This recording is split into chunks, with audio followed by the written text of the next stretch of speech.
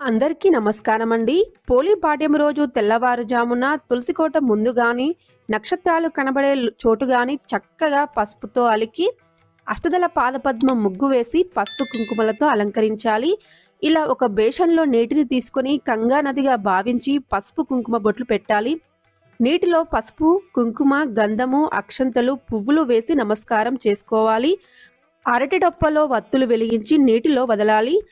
అరటి డొప్ప దొరకకపోతే ఇలా కొబ్బరి చిప్పను తీసుకుని దానికి కూడా పసుపు కుంకుమ బొట్లు పెట్టి 33 వత్తుల దీపాన్ని పెట్టి ఏకహారతి గాని అగరవత్తి గాని వెలిగించి దీపానికి కూడా పసుపు కుంకుమ గంధము పువ్వులు సమర్పించి నైవేద్యం సమర్పించి ఆరతి ఇచ్చి నీటిలో ఈ దీపాన్ని వదలాలి.